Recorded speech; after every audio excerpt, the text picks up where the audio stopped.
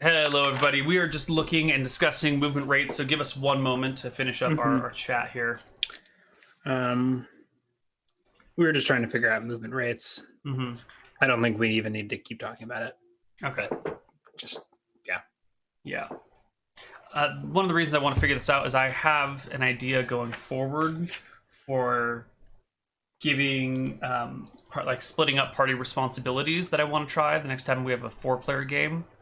And part of it, the Pathfinder decides how to get from point A to point B on a map and would be the person to do all the calculations to figure out movement speeds and that sort of thing. While you'd have a separate quartermaster who tracks all the supplies as they come in and get used and move out. And you'd have a treasurer who would just hold the money and do all the calculations of spending. And then you'd have a party leader whose job it would be to keep notes on NPCs to make sure the story stays straight and that they're not missing any details, and kind of break up the responsibilities of the party into subsections. So you have people who would be experts at certain things within the party. And I think that would give games maybe a little bit more structure, and give people more active roles to play that come into effect more often, instead of everyone tracking their own supplies and everyone tracking their own money and everyone trying to track storylines. Break it up.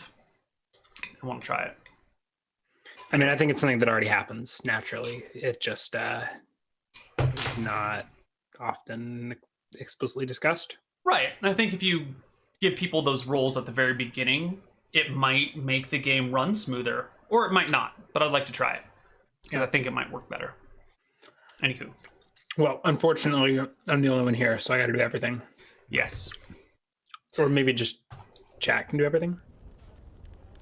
No, that's a bad idea. Go ahead and keep playing chat. Let us know how it turns out. Yeah. So with the Overland movement, I'm wondering if the twice your movement is accounting for that factor of 2 already. The normal conditions for cross-country movement that they're describing in the player's handbook that give the example of 24 miles a day. I'm wondering if that's already including that factor of 2.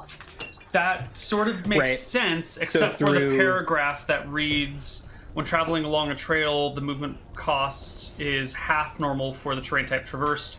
Following a trail through heavy forest example, movement cost 4, costs 2 points of movement per mile. An unencumbered man on foot would be able to march 12 miles through such terrain. So if you go, so it makes it sound like 24 is... Okay, so I guess that means by default, if you're an adventurer and you've got you can jog 48 miles unencumbered in a day. That seems ridiculous. I'm gonna lop that one line that's out. What you were asking me if that's possible, and I was an elite athlete would do that. Yeah, I don't believe. If you want to live in a world where your average adventurer is an elite athlete, then that's totally fine. But encumbrance will scale this down. Right, so you've got gear, you're usually not going to be able to do that. Right. But anyways, my character through hills, moving at movement rate 6. You can go 6 miles a day in the hills. So it'd normally be 12, but the hills have a factor of 2. 2, because they're rolling hills, yeah. Okay. Fantastic. Anywho, here we are. So I think we're ready to forge the mithril, right? Okay. Now this is going to be your big item, your first big item to really work out here. So I think we need to do the log of everburning to have enough coal to melt down the mithril. And then hopefully we can work it with just regular forge fire, but we'll see. So I will go ahead and mem log of everburning, strength of stone, and bless. Or am I going to need to quench it?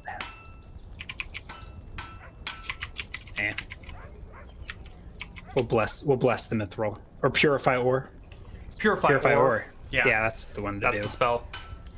Log of Everburning does not require material components. It increases the amount of time that a wooden object will burn before being consumed. Wood that is enchanted in this manner burns brightly without being consumed for the duration of the spell. When What's it the ends, duration? 1 hour per level, so 2 hours. Okay. So you can get 2 hours of charcoal going. Coke. Coke. What's the difference Right. between charcoal and coke?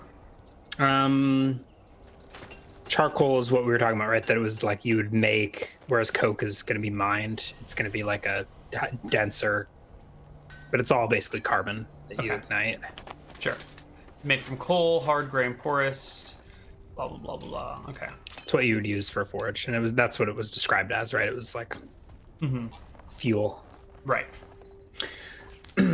Casting time 1 turn, so I have to prepare. There's no material component, so I guess it's just me building a fire to last Yeah. forever, Yeah. or at least 2 hours. 2 hours is forever for a level 2 priest. And we go. What does it look like when I set this holy flame ablaze?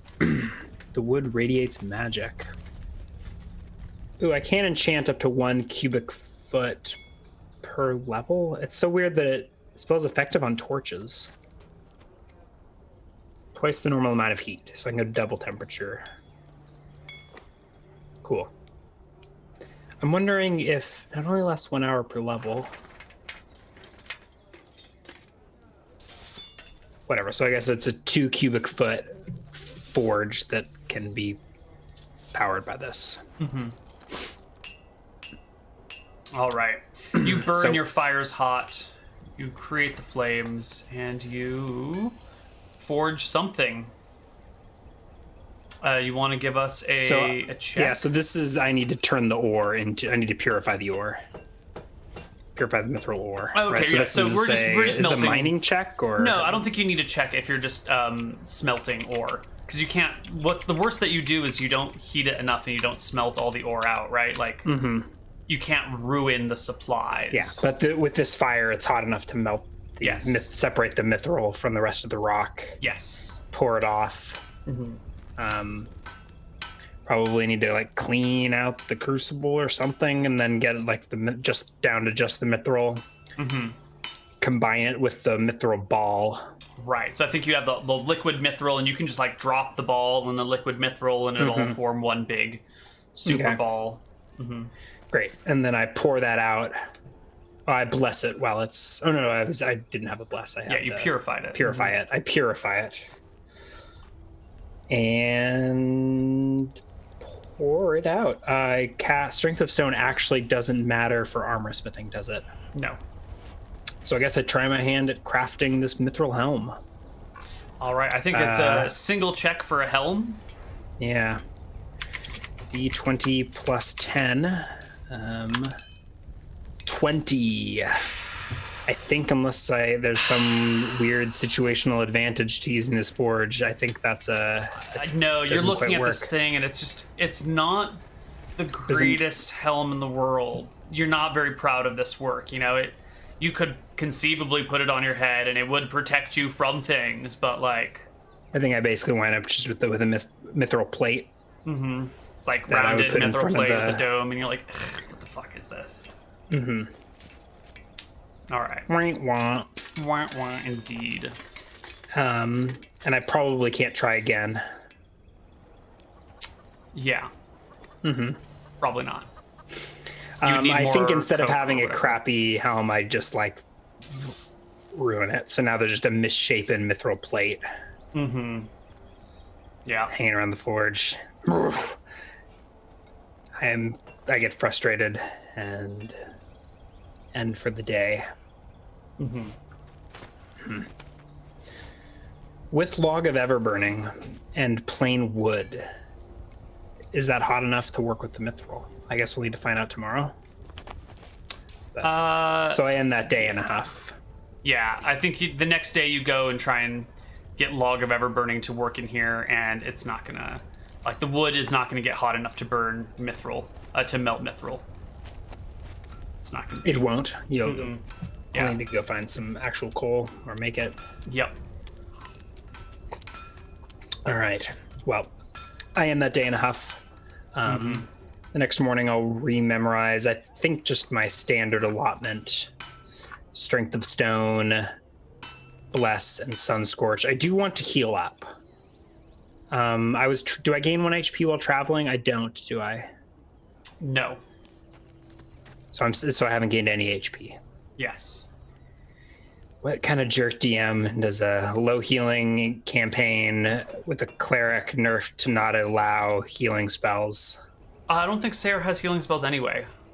That's typically there's Orison in expanded spell lists. Right, but Orison's the only healing and spell. And I think in some, is Cure Light Wounds not on a list of generalist? No, not spells? All clerics get Cure Light Wounds. The only spell that I've gotten rid of for you is Orison. Yeah. So... Okay. Well, I get Good Berry next level. And, God, I hate you. The things you make me do. Oh, I don't feel bad at all. Okay, well, I guess we're just going to burn some days to heal. All right, so you tell me these days that are healing. You're clearly wounded. What, are you just sitting around resting? Are you planning your I can future? gather things, right? So I wander around the immediate area looking for stones suitable for grinding, sand suitable for molds. I don't exert myself too much. I stay within a couple miles of the forge, gather maybe some wood, but I don't think I want to do a whole lot of chopping, like open up these wounds. Right. And I just have some low energy days, living off rat jerky and settling into the forge. I hear rumor that there are some abandoned mines in the Hemurkos Hills. So I think our next quest will be to search out one of these mines. I need a supply of coke for sure. A coal mine. And I also wouldn't mind metal, but hey.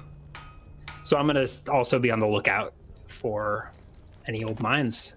There was the Basilisk mine over there. Did I know what was inside of it? Was I able to guess by the construction? Can I make it? Did I ever even ask? I don't think that you knew what it was. But based on maybe the construction or the equipment, is there a chance that I would be able to guess what it is? Yeah, it's definitely not a coal mine. You would have seen traces of that everywhere. There was probably some sort of ore. I don't know if why don't you give me a mining proficiency check? Yeah, which I guess is reduced, but I think it's something I didn't ask, and there's a chance, so I might as well. Yeah, there's always a chance. Mining, what is 9? It's like a penalty based on int or I'll just roll at the 6 I've been doing. Sure. Or I'll use I don't know. I've only got half a mining proficiency. Which I don't know what that would mean. If I used the 9 that was the base, that would have been a pass. But so it's some kind of ore, some kind of metal. It's some kind of metal, yeah. All right, so I want to look around for a coal mine. So do I spot any over those healing days, or should we burn those days and give me my HP?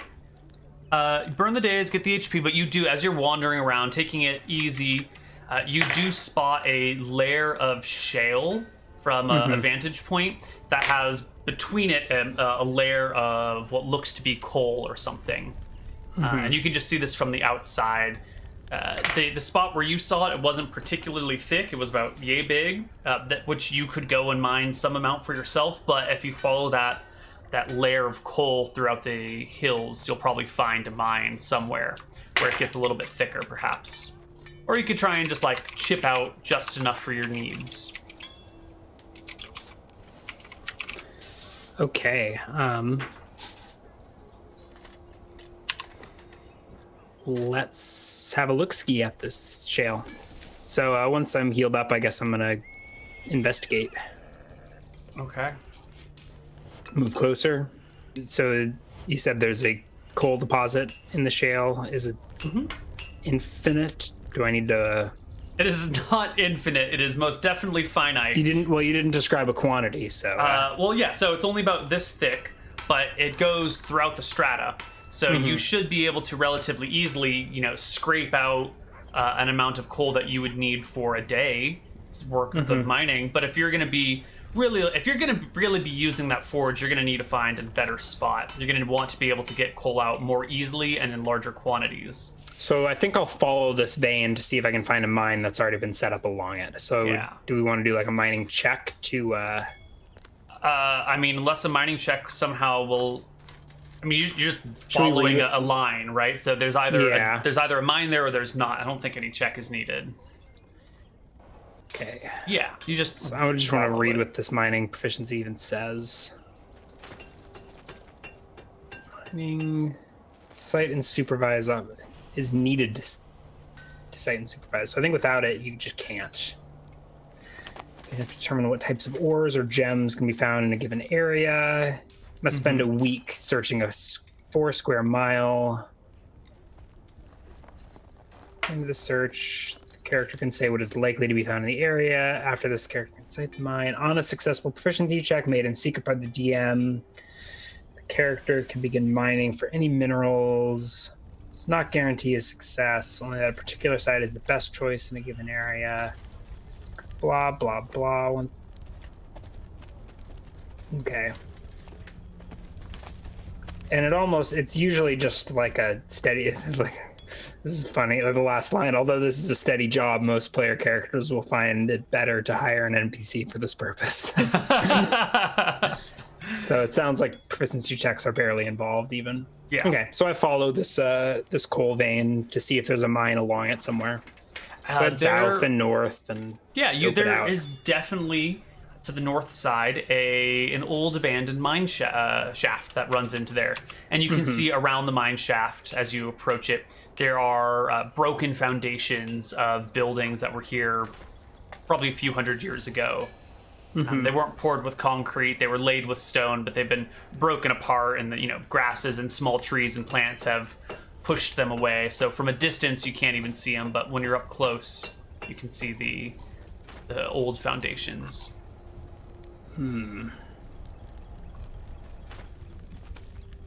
All right, I don't think Sun Scorch will be very useful in a mine. So what do I want to swap that out for?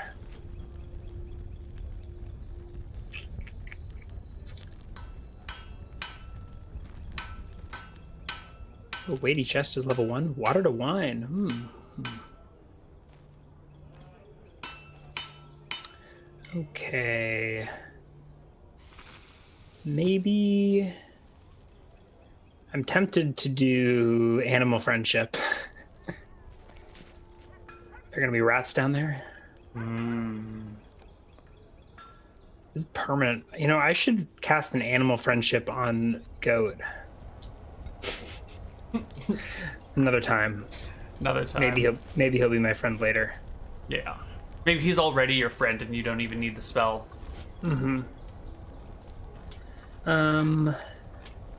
Entangle. Are there going to be roots down here? Not likely.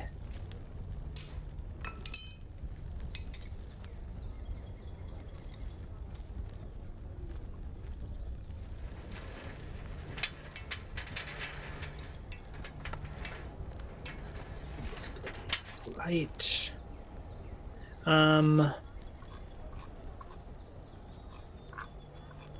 Pass without trace. There's some cleric spells are pretty decent.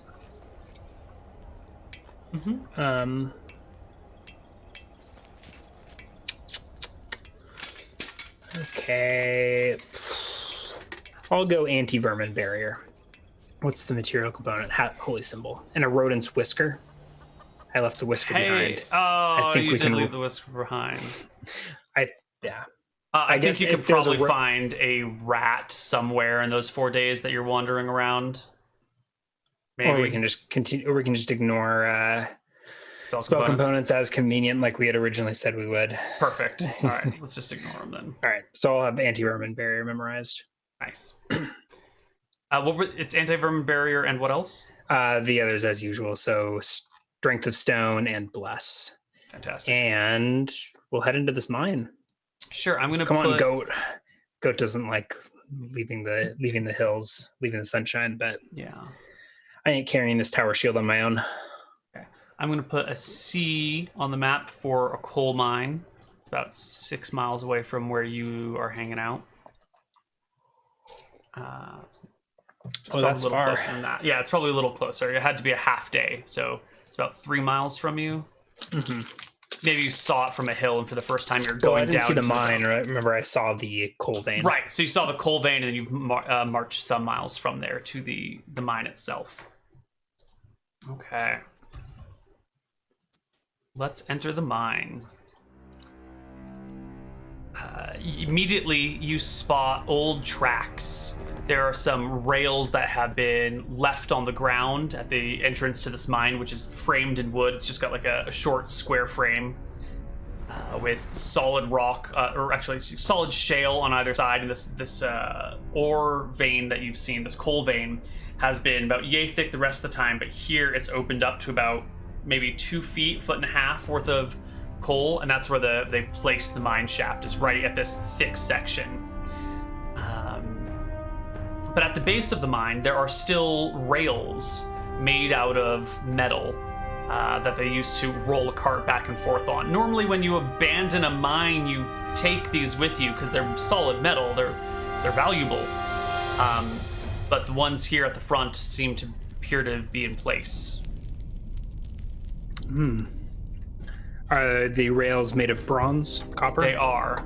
They're quite old. They're fairly decayed. They've got a lot of corrosion on them. They'd need to be cleaned up, and you'd need to melt them down and get rid of the impurities. And it would be... Do that. Let's see how workable. deep... Let's see where this mine goes first, however. So I drag Goat behind me and enter the mine.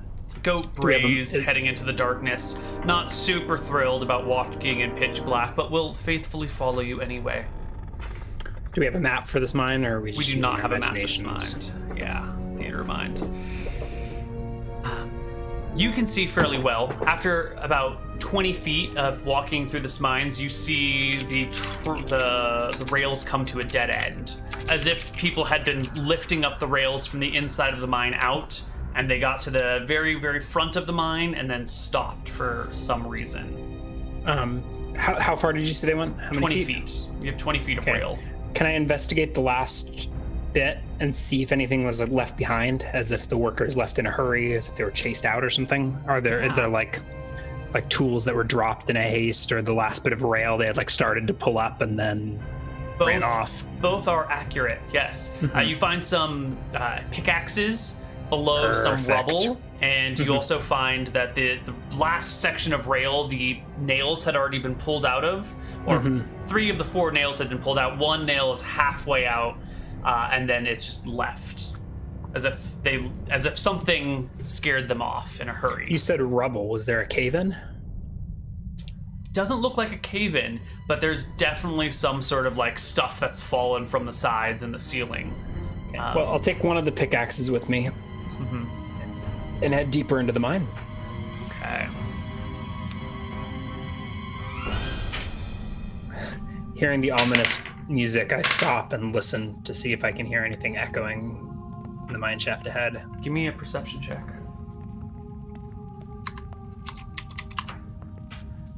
Hear anything, Goat? Still as the grave. All right, and I continue forward. I think my vision is 30 feet. Okay.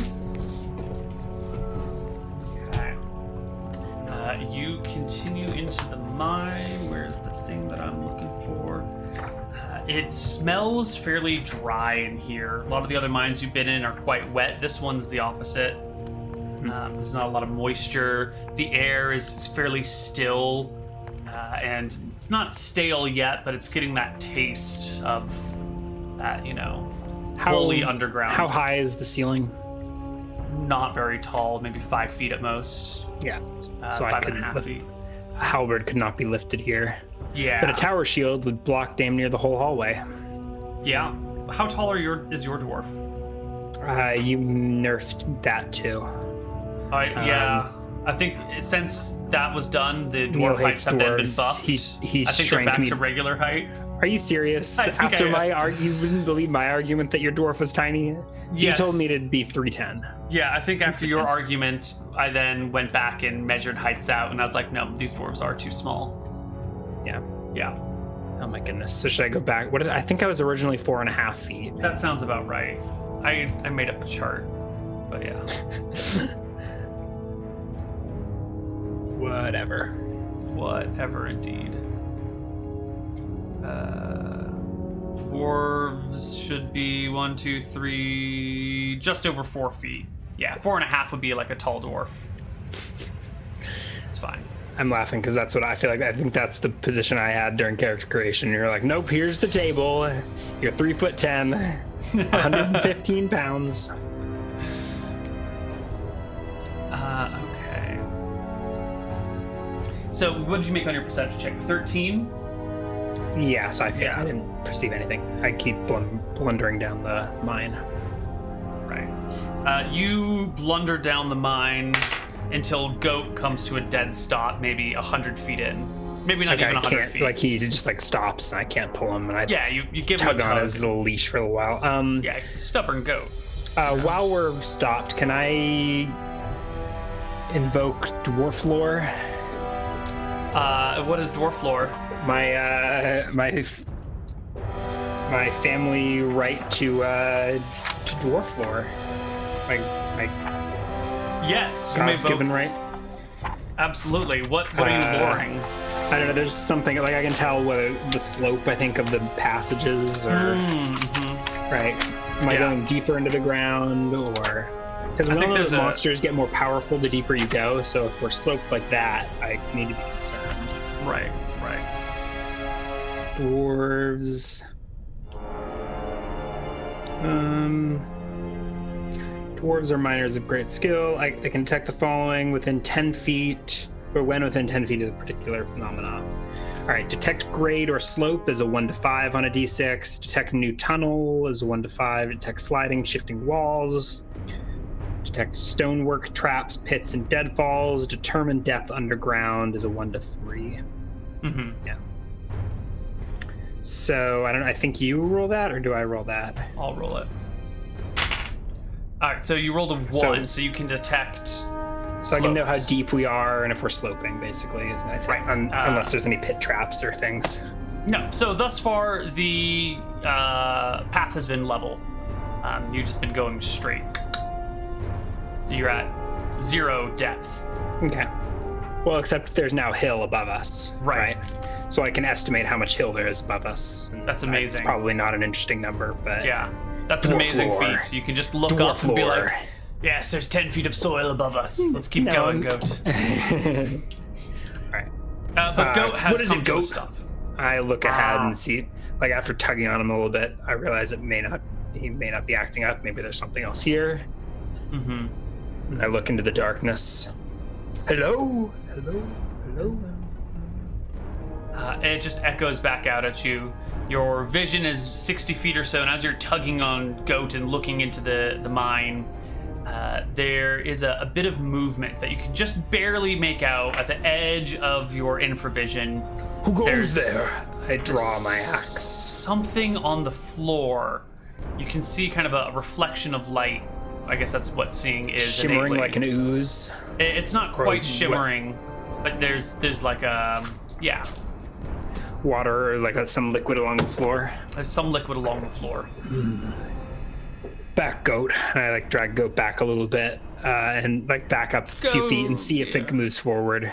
Goat moves back, and then you try and stop it, and Goat wants to keep moving, and he wants to keep walking out of the mine, and now you're tugging it to keep it in place. Sure. If we back up a little bit, does the floor slime slither after us, or no? You just lose it from vision. Yeah. Okay. Then I step forward. Maybe I tie. Is there anything I can tie Goat up to? You can tie him to a rock. Yeah. I tie him to a rock. He could probably move it if he really wanted to. But yeah. But often you can usually tie a well-trained horse to a pencil and put it in the ground, and the horse is just gonna be like, I can't move, whatever. All right. Not smart creatures. So, and then I will inch forward, back into view of this and try and get a better look at what it is. So you inch back and get a little closer and a little closer, and there seems to be a section of fluid on the ground that sort of runs the width of the chamber, and then maybe I guess you're not that far in, so at least 3 feet. 3? I mean, I walk to I'm 30 feet from the thing. Okay, and you've got infravision of 60 feet. Yeah. So Yeah. it's right. So it's just a couple feet of like Yeah, it water, looks like standing water on the floor. It looks like standing water that's runs the width of the cavern, but then only about 5 feet deep or 5 feet across long. So it's like a 4x5 section of water. Yeah, I'm gonna go back and get my halberd and poke it. All right. Right, that's Poke it. Yeah, so I take the butt of the halberd and I walk 5+ feet away from the water, and I poke it with the butt of the halberd and see what happens.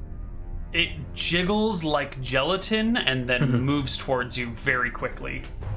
The water. Yeah, it is definitely some sort of living, oozy, creature-y monster. Of course it is. I would argue that I should get the reach attack of opportunity with the halberd, but it's like a D4 accidentally using the wrong end. Yeah, that's fine. So go ahead and make that attack. Hit. 13. Very easy. 4 points of damage. So I think the thing just like skewers itself on the butt of my halberd, which I immediately drop, go back to my battle axe, and I think roll initiative. Yes. Just rolling HP here. There we go.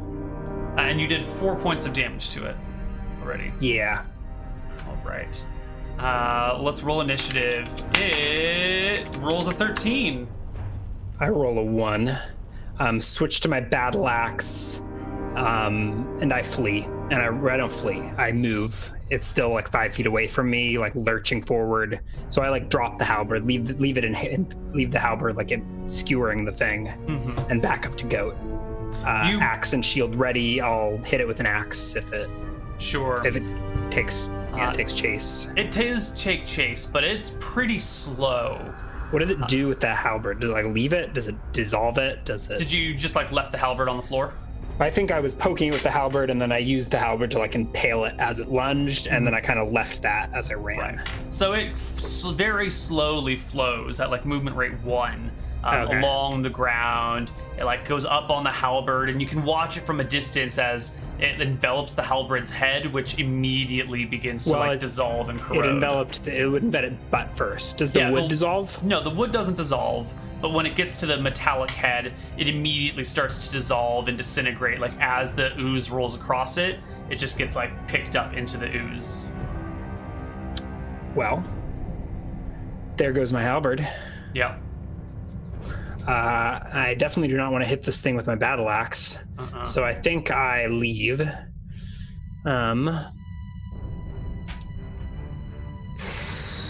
not a vermin.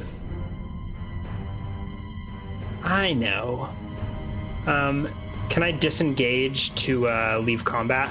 Totally. You can escape this creature at any given time. Cool. So I escape, and then I'm going to bless myself, and Goat, of course.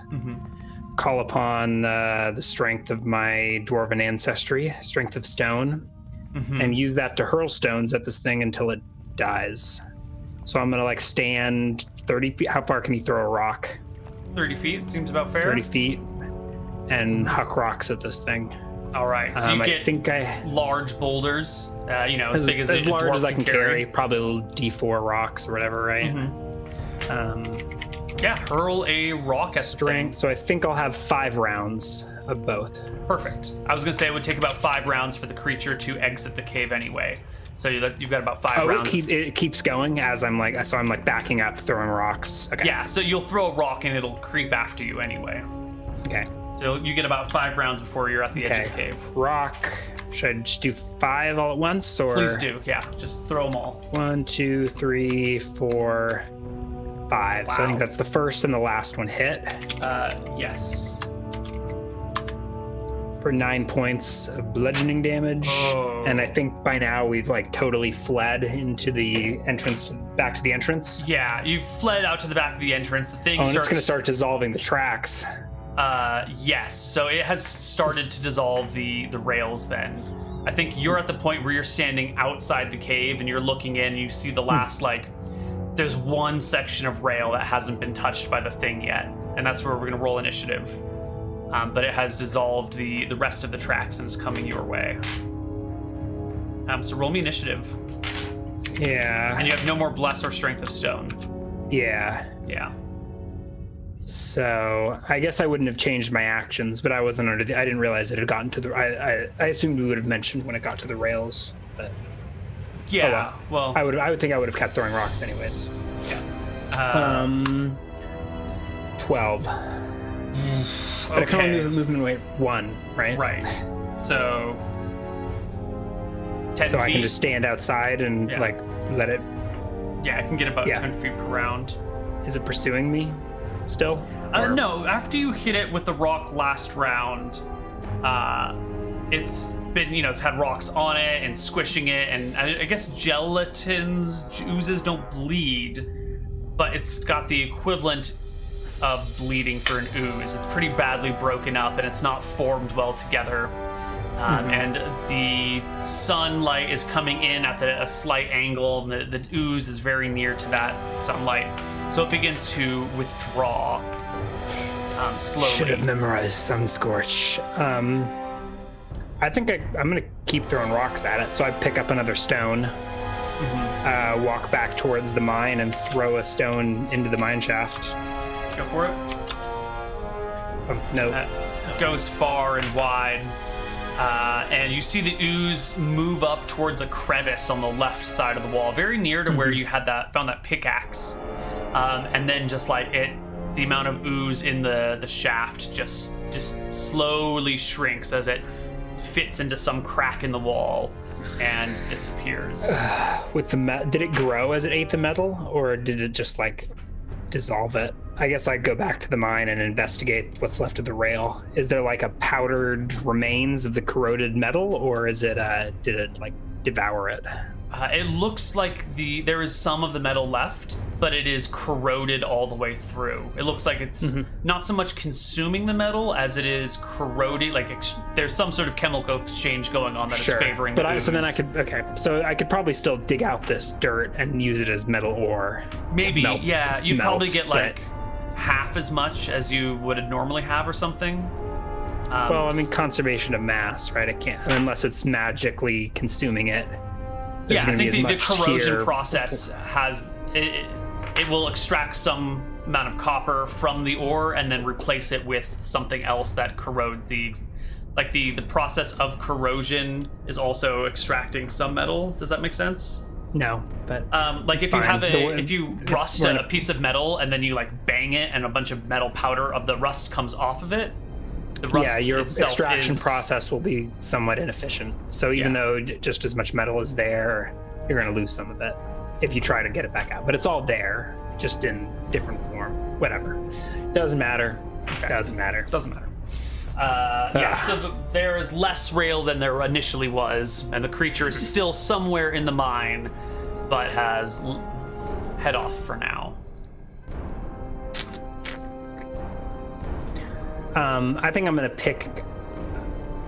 gonna mine some coal. So I'm actually gonna. Is there a tree somewhere nearby the outside of the mine that I can tie Goat up to? You find something more stable to tie him up to. Yeah. Some 100+ feet away from the mine. Is that possible? All right, I'll tie Goat up, and I'll actually leave my metal equipment with Goat. Now you holler if any of those rats try to take you. Okay, Goat? And I load him up with all my metal gear, except for a pickaxe. And I'm gonna go try to mine some coal on the lookout for that thing. So I stay near the entrance and I try and mine some coal as much as I can load Goat up with, but we'll see if it comes back. Sure. It decides not to come back as much as oozes can make decisions. And you get as much coal as you can carry in your saddlebags. All right, so I load Goat up. The last thing I want to do before I leave is leave the pickaxe outside and run into the mine with no metal equipment to collect the halberd shaft. Sure. You run in, you grab the halberd, you bring it out. It's thinner than it was before. It's kind of the shaft is? No, the head. The shaft you get totally intact. Yeah, I think it's just a halberd shaft at this point. But I can use that to make another halberd.